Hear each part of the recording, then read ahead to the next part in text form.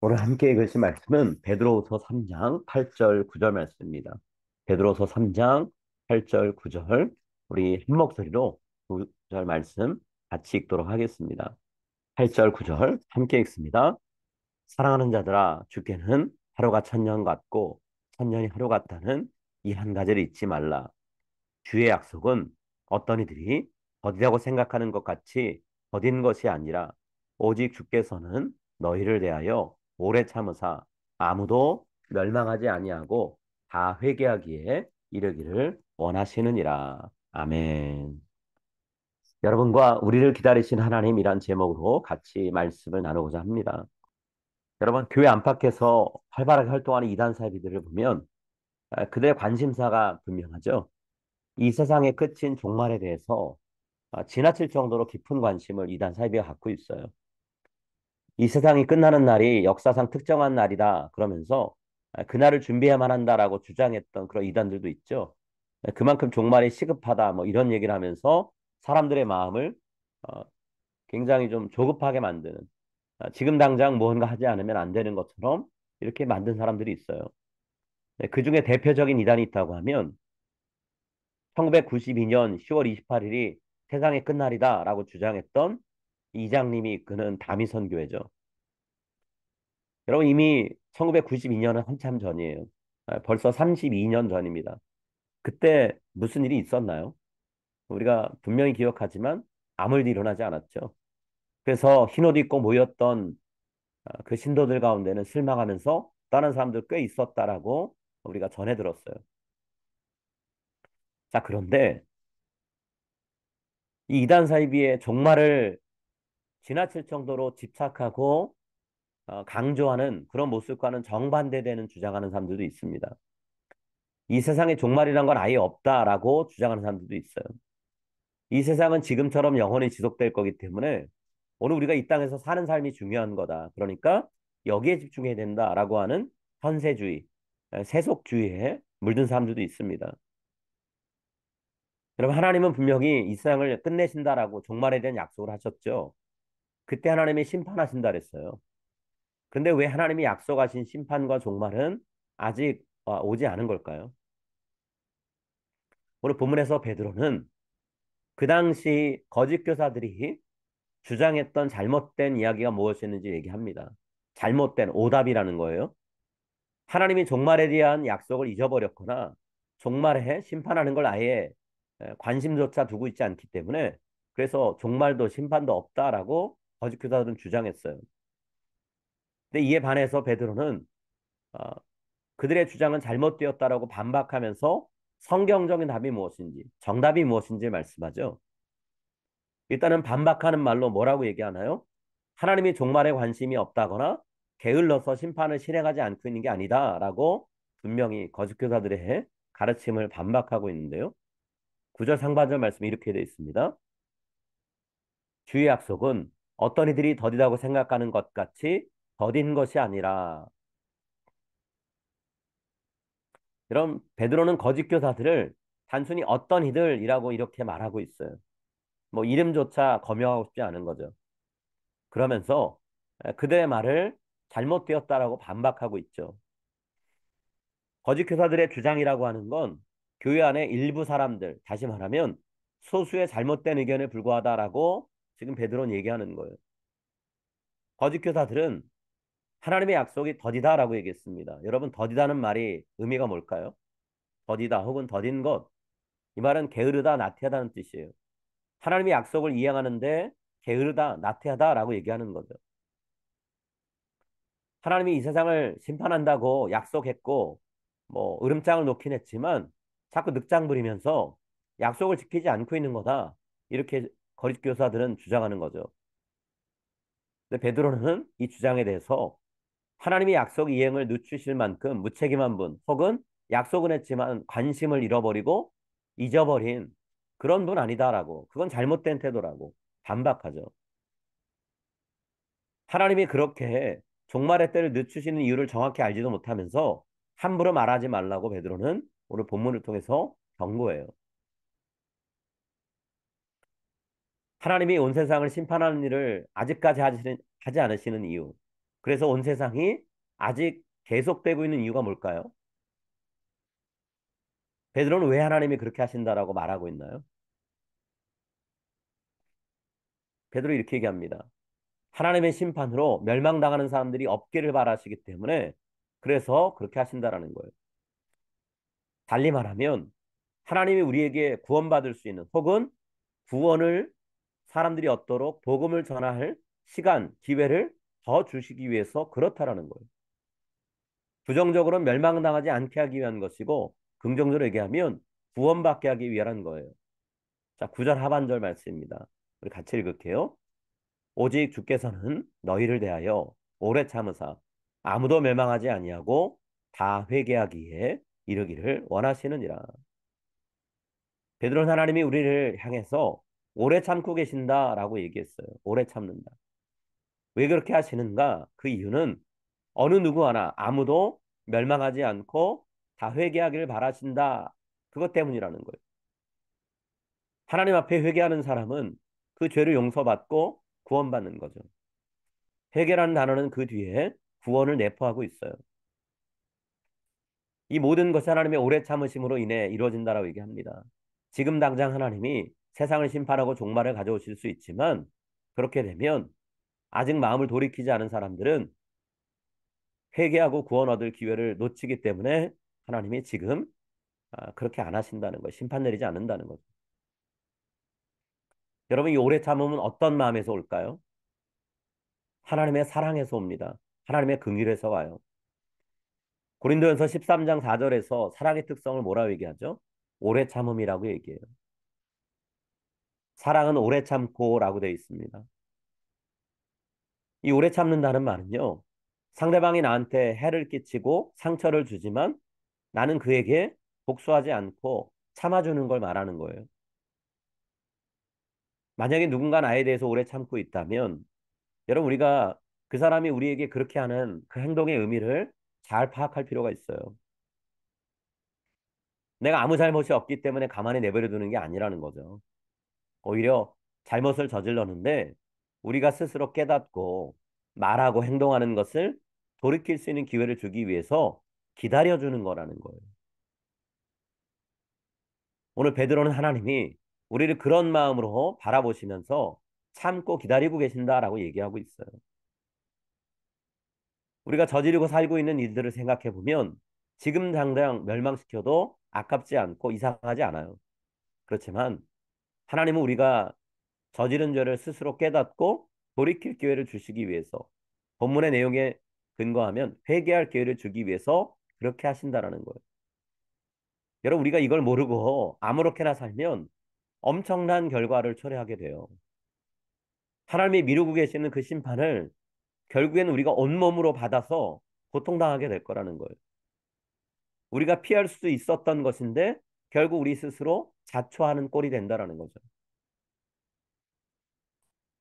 이 사랑에서 오래 참아주는 것, 기회를 주는 것. 이런 일은 이 세상에서도 우리가 보게 될 때가 있어요. 죄를 저지른 사람들이 있는데 그 사람들한테 그 즉시 형벌을 가하지 않아요. 그리고 돌이킬 기회를 주는 경우가 있어요. 두 가지가 있는데요. 첫 번째는 어떤 것이냐면 집행유예입니다. 집행유예는 죄에 합당한 형벌이 무엇인가를 일단 선고를 해요. 그렇지만 선고한 이후로 일정 기간 동안 형 집행을 미루는 거예요. 무슨 벌을 받아야 되는가를 선고받고 그 이후로 어떤 잘못도 저지르지 않고 조용히 그 기한을 지나면 선고했던 형벌의 효력을 이제는 제거하는 거죠. 그래서 형 집행을 하지 않는 제도예요. 물론 모든 죄에 대해서 집행유예라는 게 해당되진 않습니다. 그렇지만 아직 기회를 주면 변화 가능성이 있겠다 싶은 사람에게는 집행유예를 선언한다는 거예요.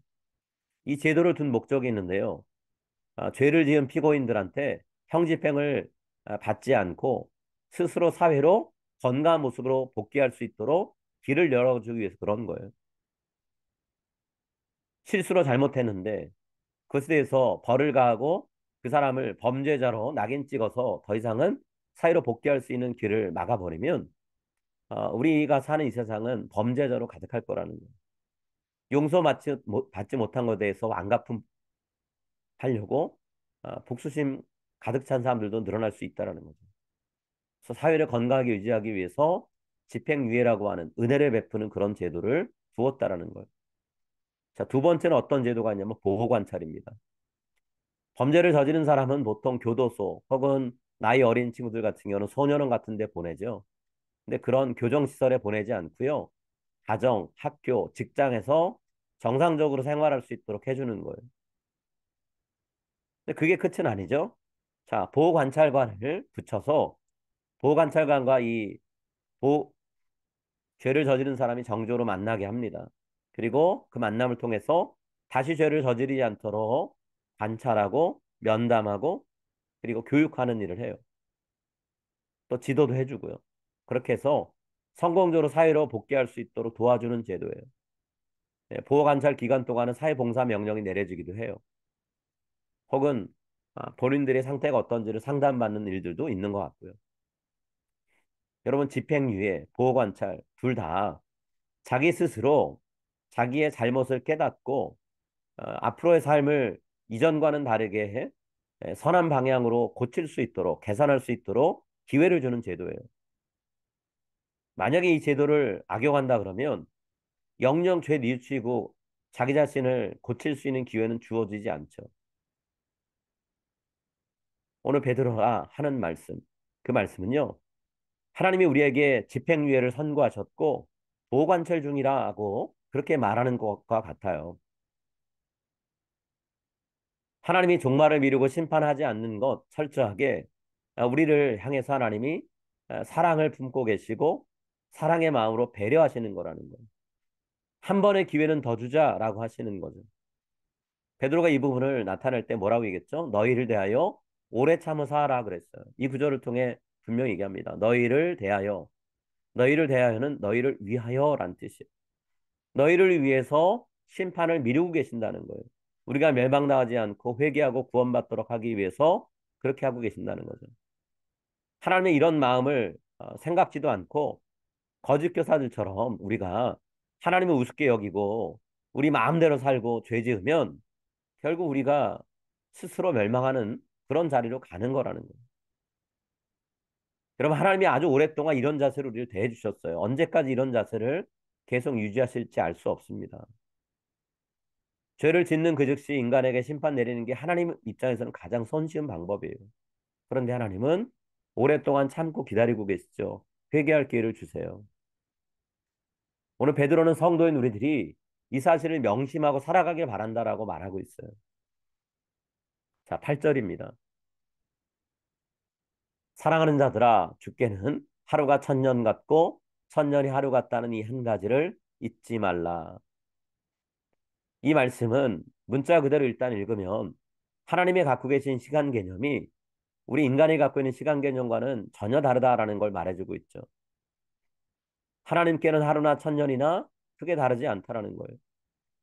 영원하신 하나님이 바라보실 때 천년이 그렇게 긴 시간이 아니라는 거예요. 우리 인간이야 시간의 틀에 갇혀 있기 때문에 과거와 현재를 또 현재와 미래를 구분하면서 살아갈 수밖에 없죠. 그렇지만 하나님은 그런 시간의 제약을 받지 않으신다는 거예요. 한눈에 우리 인간의 과거와 현재와 미래를 다 보세요. 하나님께는 늘 현재라는 거죠.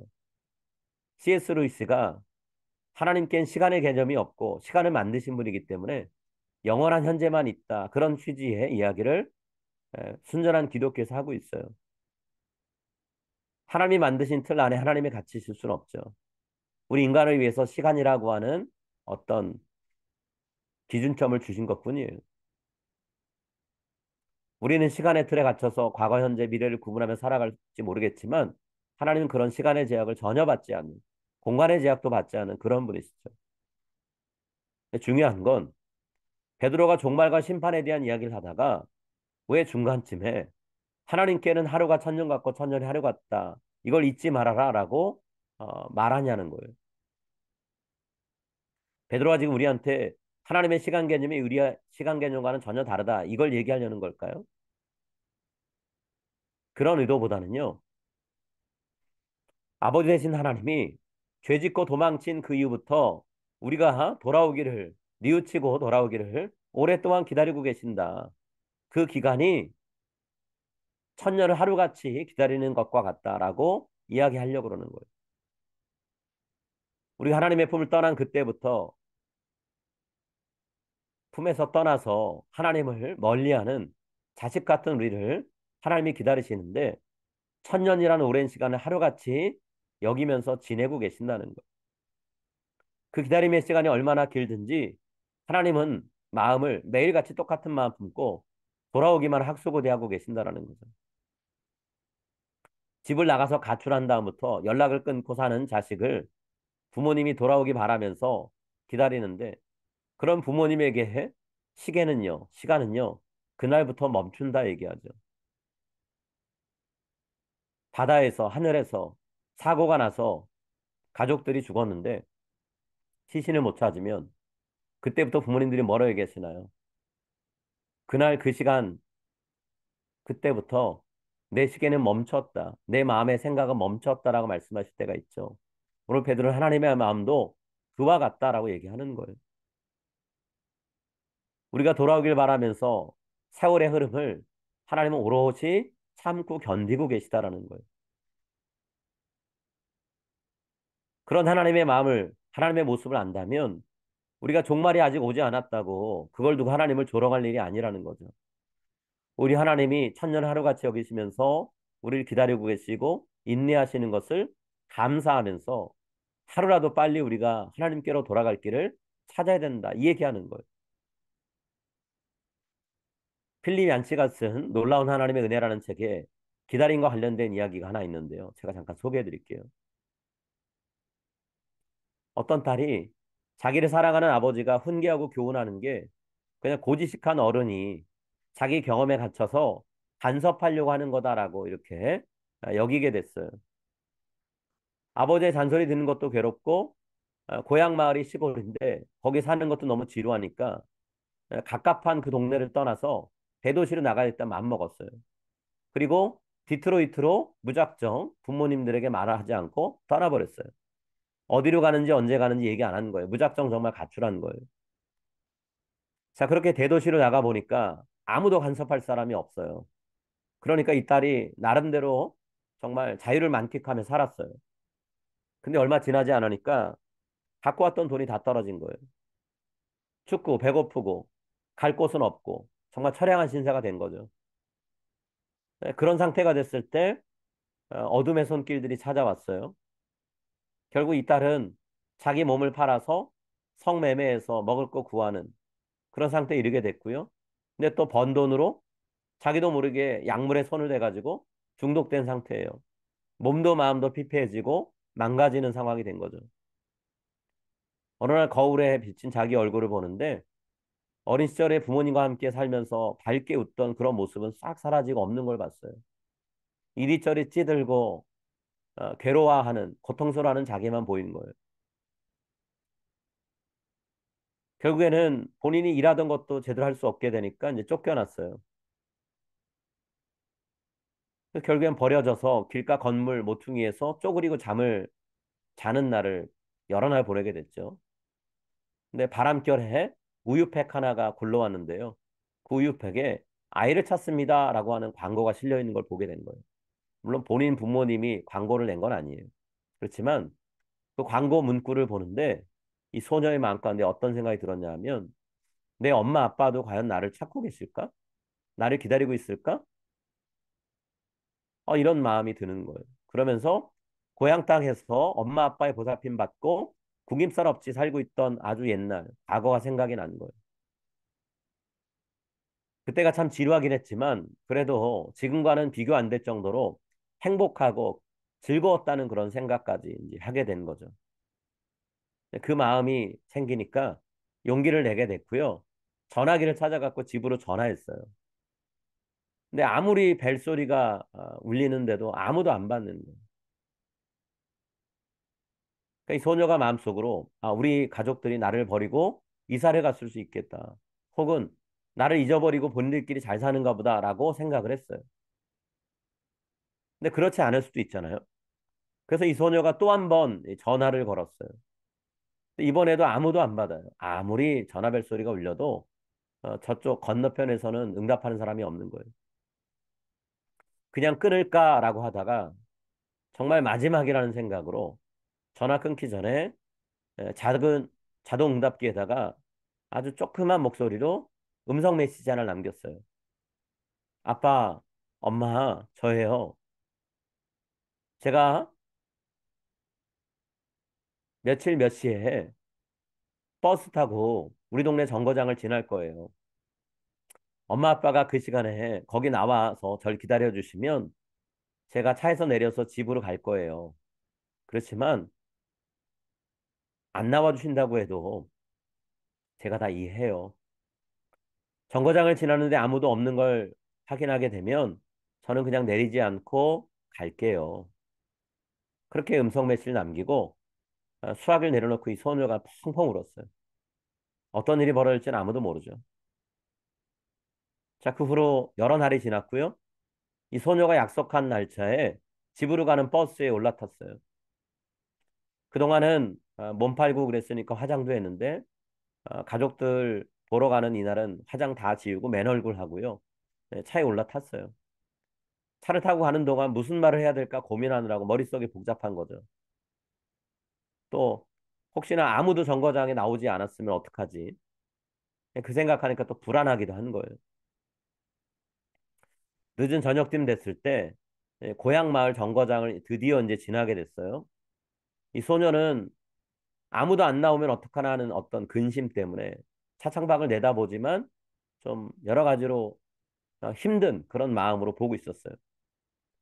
근데 창밖을 내다보고 정거장 근처에 왔는데 눈이 휘둥그레지는 장면이 하나 보였는데요. 나뭇가지마다 노란 손수건이 여기저기 매달려 있는 거예요. 바람에 펄럭거리죠. 그리고 저 멀리 보니까 축, 환영, 귀향을 환영 이렇게 써 있는 현수막이 보이는 거예요. 터미널에 드디어 이 차가 잠깐 멈췄는데 그 터미널 앞에 보니까 아빠, 엄마, 동생, 오빠, 할머니 여러 친척들이 가득 나와가지고 서 있는 걸 보게 된 거예요. 그 모습을 보는데 이 소녀가 눈물을 왈칵 쏟으면서 차에서 내렸죠. 버스는 이제 다음 정거장으로 떠나갔어요. 가족들 앞에 섰는데 이 소녀가 고개를 들지 못하고 푹 숙이고 식구들 앞에서 이렇게 얘기했어요. 아빠, 죄송, 그다음 해요라고 하려고 그러는데 아빠가 딸의 말을 가로막고는 얘야, 잘 왔어. 아무 말 안 해도 돼. 집에 가자. 다 너 기다리고 있어. 이렇게 하고는 딸을 끌어안고 집으로 데리고 가더라는 거예요. 그럼 이렇게 해서 부모를 떠났던 멀리 가출했던 이 딸이 아빠, 엄마를 비롯해서 가족들의 환대받으면서 고향으로 돌아왔다는 거예요. 이 딸이 전화를 안 받는 부모님들 생각하면서 처음에 그런 생각했죠. 나를 잊었을 수도 있겠다. 나하고는 이제 완전히 관계가 끝났다 생각하고 이사 갔을 수도 있겠다 생각했다 그랬잖아요. 근데 그게 아니었다는 거죠. 딸이 집을 나간 그 순간부터 이 엄마, 아빠, 그리고 가족들의 시간 멈춰 있었을 거라는 거예요. 소식도 듣지 못하는 상태니 딸이 살았을까 죽었을까 생사 걱정하면서 몇 날, 며칠, 몇 달, 몇 년 지냈을 수도 있다라는 거예요. 그럼 그렇게 하염없이 기다리는 부모님들한테, 가족들한테 하루를 지내는 건 천년처럼 길게 느껴지는 시간일 수도 있어요. 근데 또 그러면서도 그 긴 시간을 마치 하루를 보내는 것처럼 그렇게 기다리고 또 기다렸을 수도 있다라는 거예요. 딸이 오기만 기다리면서 부모님들, 가족들이 그 시간들을 참고 견뎠다라는 거죠. 그리고 기다린 그 인내의 끝에 집에 돌아온 딸 혹은 가족, 동생, 손녀, 동네 아이 만날 수 있었다는 거죠. 천년을 하루같이 기다리신 하나님의 모습도 똑같다는 거예요. 우리가 만날 때 그때만을 기다리면서 오늘이 가고 또 내일이 온다 해도 나는 또 기다리겠다 하는 마음으로 그렇게 기다리고 계신다라는 거죠. 하나님의 품을 떠난 우리들이 세상살이에 만족해서 여기에 빠지지 않도록 혹은 이 세상살이에 너무 지쳐서 스스로 포기하지 않도록 힘을 주기도 하시고 경고하기도 하시면서 하나님 품으로 하나님께로 돌아오기를 바라신다는 거예요. 우리가 이 땅의 삶을 마치고 하나님의 품에 안기는 그날이 될 때 하나님의 기다림이 끝나게 될 거라는 거죠. 더 길게는 이 세상 모든 사람들이 하나님의 말씀을 듣고 그 말씀으로 인해서 하나님 앞에 자기 죄를 고백하면서 용서를 구하고 회개하며 나오는 그때를 기다리고 계신다라는 거예요. 여러분, 베드로는 하나님이 우리를 오래 참고 기다리시는 그 일 때문에, 우리 기다려 주신 하나님 때문에 우리가 구원을 얻는다라고 말해요. 하나님과의 만남을 갖게 되는 그 순간에 우리가 구원받는 때다라고 얘기합니다. 15절에서 베드로가 이렇게 얘기하죠. 또 우리 주의 오래 참으심이 구원이 될 줄로 여기라. 우리를 위해 오래 참고 계시는데 하나님을 조롱하고 하나님을 무시하는 것, 이것만큼 어리석은 게 없는 거죠. 저 여러분은 오늘 하나님과 마주할 그날을 기대하면서 살아가고 있어요. 그날이 하루빨리 오지 않는다고 우리가 마음을 조급하게 먹지 않았으면 합니다. 오히려 우리를 포함해서 더 많은 사람들이 하나님께로 돌아올 수 있도록 우리가 기도하고 우리가 전도하고 우리가 말씀을 선포하는 그런 삶을 살았으면 좋겠어요. 그래서 하나님께서 이 세상을 이젠 끝내도 되겠다라고 말씀하시고 예수님을 보내시는 그날 하나님의 얼굴에 우리와 마주하는 그 만남 때문에 한박 웃음이 퍼지게 될 것을 우리가 바라보고 함께 웃게 되기를 소망합니다. 오늘 본 말씀이 분명히 얘기합니다. 하나님의 오래 참으심이 우리에게는 구원의 길입니다. 하나님의 오래 참으심을 감사하면서 우리에게 또 하루가 주어진 것을 기뻐하면서 살아가는 저 여러분이 다 될 수 있기를 간절히 바라고 소망합니다. 우리 같이 기도하겠습니다.